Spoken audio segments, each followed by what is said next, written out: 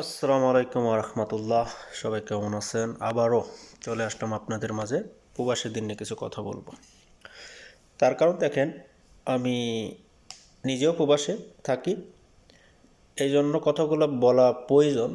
যারা ইদানিং বিদেশে আসবেন, আসানে চিন্তা করতেছেন যে বিদেশে আসবেন, বিদেশে আসার পরে কাজকাম করবেন, এটা তো সবাই জানে।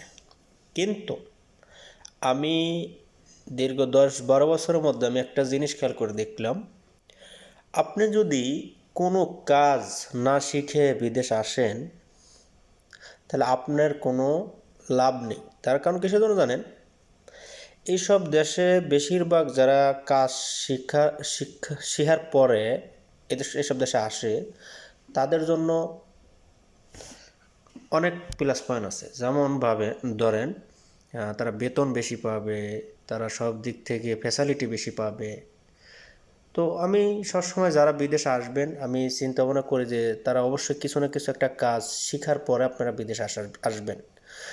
না হইলে দেখেন, বিদেশে যদি আপনি কাজ না শিখে আসেন, আপনি একজন হেল্পার হিসাবে কাজ করতে হবে আপনাকে। তার কারণ একটা হেল্পারের ওই রকম, মনে করেন যে যেমন একটা কাজের দরকার, যেমন মনে করেন যে তার যতটুকু কামের প্রয়োজন ওই কাজটাই করায়। কারণ একটা হেল্পারের কাজকে শুধু সহযোগিতা করা, সে কিন্তু কোনো কাজ জানে না বিধায় এই জন্য তাকে বেতন কম দেওয়া হয়, সে কোনো কাজ জানে না। কিন্তু আমাদের দেশটাকে উল্টা সিস্টেম। ট্রেনিং সেন্টারে গেলে 2-3 দিন ট্রেনিং শেখাইবে, যে কোনো কাজের মাধ্যমে আপনার একটা সার্টিফিকেট দিয়ে দেয়, আপনি ওই আন্দাজে বিদেশ আসেন। আসার পরে এখন আপনার যে কাজ দেয় আপনি ওই কাজই করতে থাকেন।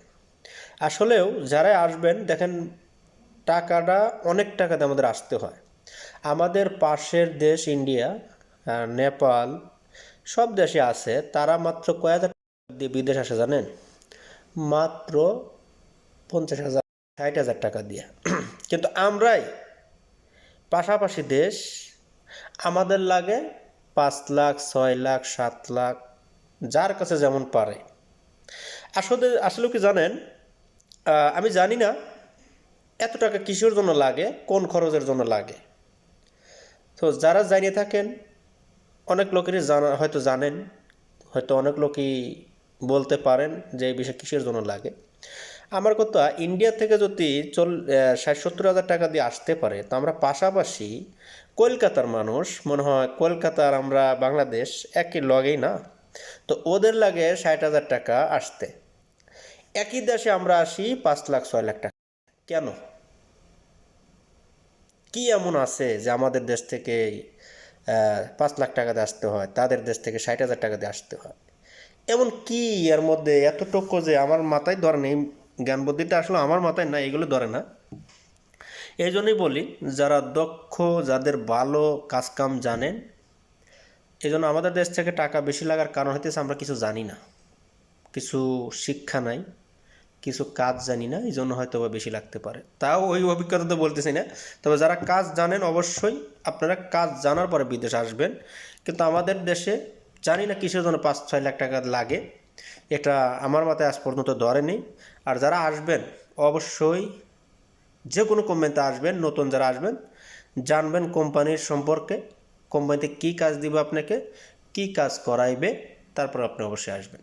তাছাড়া কোনো দালালের হাতে আপনার টাকাও তুলে দিবেন না। আপনি নিজে আসার পরে আপনাকে এমন এক কাজ ধরাই দিব, আপনি নিজে ওইটাকে মানিয়ে নিতে পারবেন না। যেমন এইসব বিষয় আপনারা জানা বোঝার পরে পরে বিদেশ আসবেন। আসতে কাউকে না করি না, তখন আমাদের দেশে ওই পরিমাণের কাজ সবাই পায় না, কাজ করতে পারে না। অনেক শিক্ষিত ভাই আছে, তারা ওই লেভেলের কাজ করতে পারে না। তো যারা আসেন, ইনশাআল্লাহ একটু কাজ কাজ শিক্ষা নিয়ে আসবেন, এটা আপনার জন্য ভালো হয়। আল্লাহ হাফেজ, সবাই ভালো থাকবেন। আগামীতে অন্য কোনো ভিডিও নিয়ে আসবো ইনশাআল্লাহ।